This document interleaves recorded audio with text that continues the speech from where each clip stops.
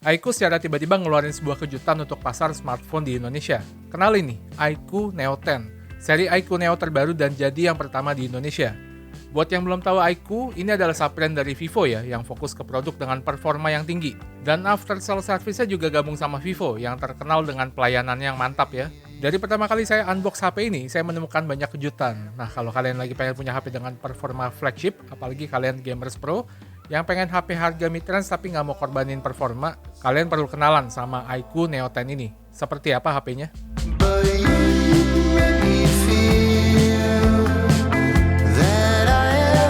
Kita awali dari desain dulu. Secara garis desain, iQOO Neo 10 ini terlihat mirip sama iQOO 13, terutama di desain kameranya yang pakai porthole module design. Saya pegang unit yang warna hitam dengan nama Onyx Black ya, yang terlihat cukup simple. Material bodi belakang sepertinya pakai plastik sih, tapi plastiknya masih yang bagusan kok, nggak murahan.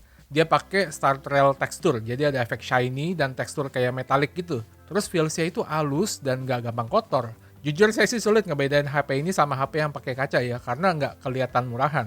Nah, kalau frame samping sih ketahuan kalau pakai plastik. Di rentang harga segini wajar sih pakai plastik. Dan ingat, iQOO pasti bakal kasih value yang lebih di sektor lain. Terus HP ini kan punya kapasitas baterai yang jumbo 7000 mAh, tapi bodinya itu masih bisa di 8,09 mm, kayak ketebalan HP pada umumnya, dengan berat yang masih di 206 gram aja.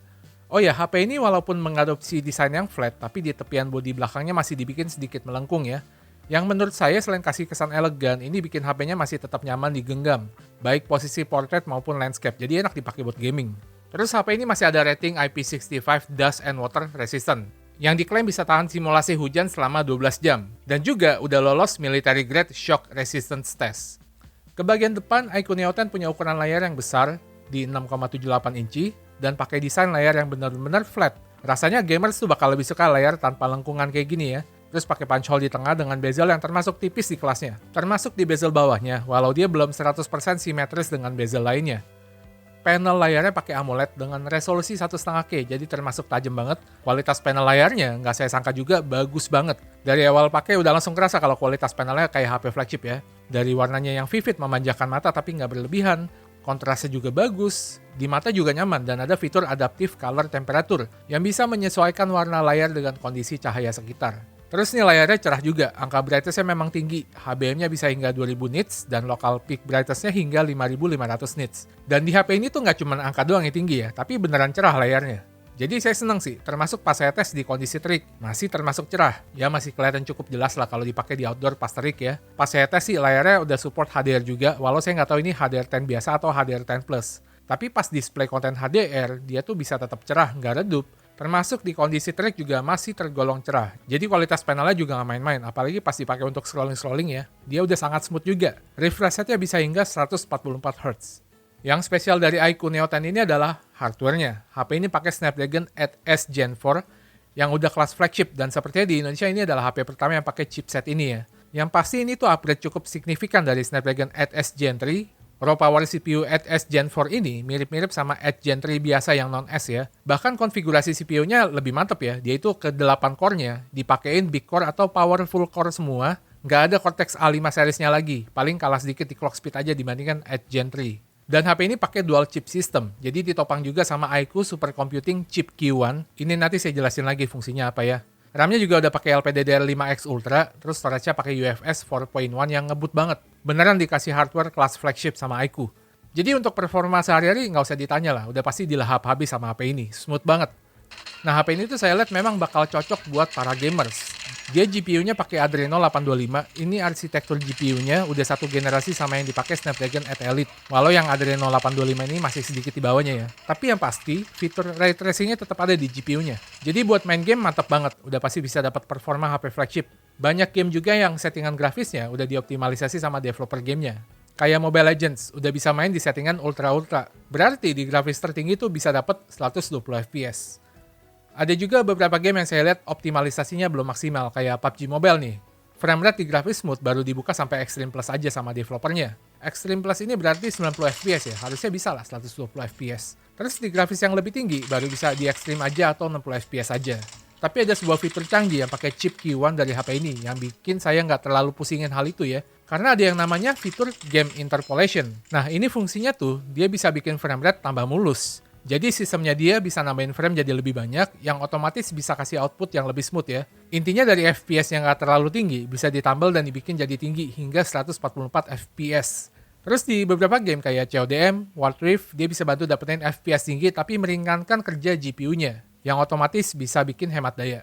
Kalau kalian tahu teknologi MEMC yang biasa ada di TV kelas menengah ke atas, ini tuh sama. Tebakan saya IQ pakai MEMC juga. Dan kelihatan karena di settingan display kita bisa nyalain MEMC untuk nonton video streaming juga ya. Menurut saya sih ini implementasi teknologi MEMC yang cerdas dari IQ. Karena kalau buat nonton film tuh saya nggak suka ya, bisa merusak estetika film yang udah didesain oleh filmmakernya. Paling kepake buat nonton pertandingan olahraga ya. Tapi untuk gaming, menurut saya ini bermanfaat banget. Apalagi buat game kompetitif dan e-sports. Cerdas banget IQ. Selain itu ada juga fitur game super resolution yang bisa mempertajam visual game yang kita mainkan ya. Biar bisa lihat grafis dengan lebih jelas lagi.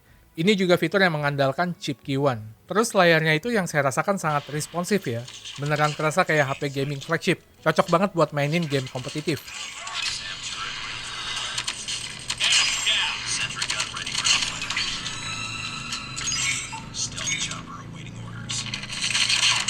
Gyroskopnya pas saya coba juga sangat responsif ya. Dan vibration motor HP ini enak banget, kerasa mahalan. Dan di beberapa game support fitur 4D game vibration juga.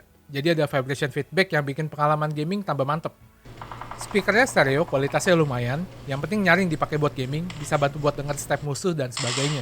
Seperti yang saya mention di awal, kapasitas baterai HP ini jumbo ya. Dia di 7000 mAh, dan karena pakai teknologi baterai baru, Silicon Blue Volt Battery generasi ketiga, dia bisa tetap slim, karena bisa lebih padat, jadi nggak butuh space yang terlalu besar. Udah pasti bisa menunjang buat gaming lah.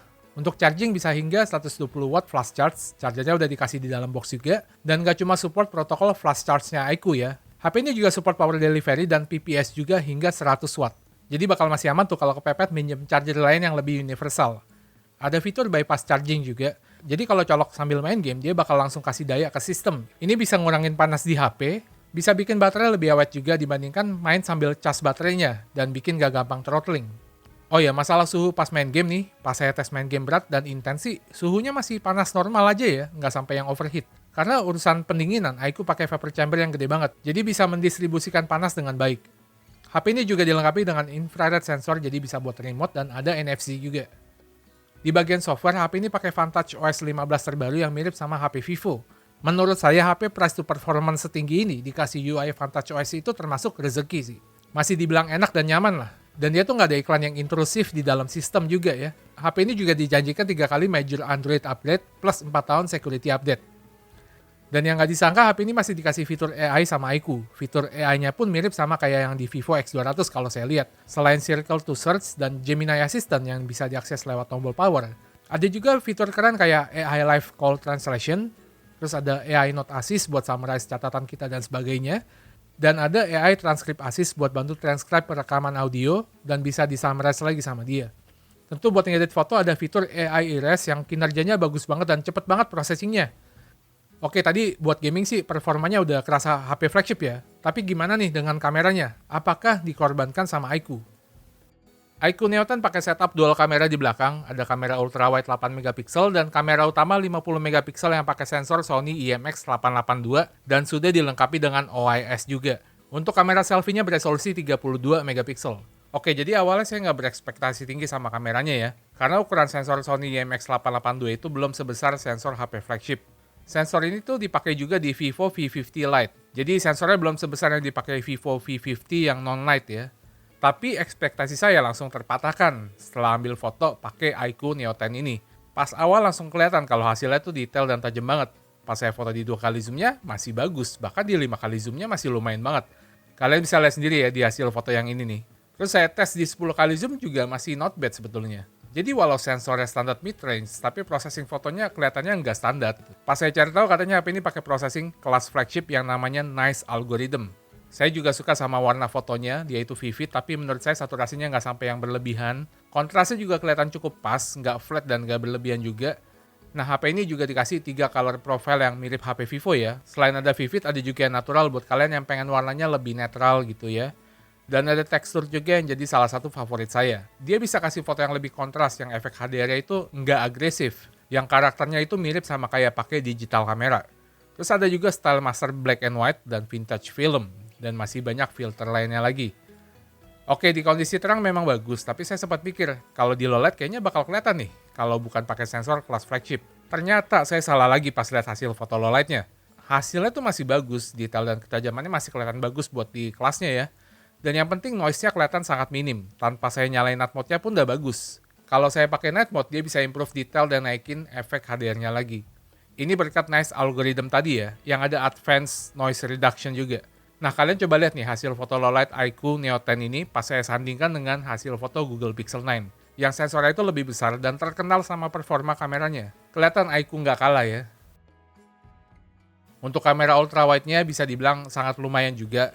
Memang secara resolusi standar aja di 8 megapiksel, tapi karena dibantu dengan processing yang bagus, jadi detail fotonya juga masih lumayan bagus. Dynamic range pas foto backlight juga masih cukup lebar. Pas foto low light juga lumayan bagus ya, tentu ini sangat terbantu sama processing kelas flagship-nya. Ada juga mode portrait, walaupun nggak ada kamera tele, tapi dikasih 3 pilihan zoom sama iQOO. Ada 1 kali, 1,5 kali, dan 2 kali zoom. Dan hasil 2 kali zoomnya juga tetap tajam ya, nggak pecah. Efek bokehnya juga bagus, terlihat creamy. Terus dikasih 3 style bokeh sama iQOO. Ada natural, ada rotary focus yang sedikit kasih efek swirly bokeh gitu, sama ada style bubbles. Kamera selfie-nya juga bagus ya, hasilnya detail dan tajam. Dynamic range pas foto backlight juga lebar. Terus hasil pas di low light juga bagus dan bisa ambil foto portrait juga. Untuk perekaman video, kamera utamanya bisa rekam hingga 4K 60 fps. Udah sama kayak kebanyakan HP flagship ya. Hasilnya pun bagus, warnanya bagus, terus tajam juga. Dan pas saya iseng rekam 2 kali zoom, masih lumayan tajam juga hasilnya. Dynamic range pas rekam backlight juga lebar. Pas rekam di kondisi low light juga lumayan bagus ya, detailnya lumayan, hasilnya terang. Paling udah mulai muncul noise-nya aja, walau menurut saya sih noise-nya belum parah lah ya. Kalau kamera ultrawide-nya cuma bisa rekam hingga resolusi Full HD 30 fps. Kalau ini hasilnya standar kelas menengah lah. Ya masih lumayan, paling pas di low light aja detail jadi lebih soft dan lebih noisy dibandingkan kamera utamanya. Dynamic range juga nggak selebar kamera utamanya ya. Kamera depannya bisa rekam hingga resolusi 4K 60 fps, ini mantep ya, dan hasilnya bagus juga sih menurut saya. Paling sayangnya baik di kamera depan ataupun belakangnya itu nggak bisa rekam video portrait. Mungkin ini yang membedakan sama flagship benerannya. Oh ya, ada video stabilisasi. Pas saya cek sih bisa jalan juga hingga resolusi 4K 60 fps. Tapi yang ultra stabilization buat pergerakan yang lebih ekstrim ya, itu bisa jalan hingga Full HD 60 fps. Kesimpulannya, saya senang banget sih dengan kehadiran iQOO Neo 10 yang mengejutkan ini. Udah tepat ya iQOO mengisi kekosongan di antara flagship-nya dan Z series-nya. Saya rasa dengan apa yang ditawarkan, demand-nya ini bakal cukup tinggi. Harga HP ini tuh sangat mengejutkan, cuma mulai dari 5 jutaan aja untuk varian terendahnya. Terus dengan harga segitu, kita dapat hardware dan chipset kelas flagship yang ngebut. Panel layar kualitas flagship, processing kamera yang nggak disangka kelas flagship juga, UI yang nyaman plus fitur-fitur AI. Saya rasa iQOO Neo 10 ini bakal jadi primadona sih buat kalian yang cari HP dengan price to performance yang tinggi.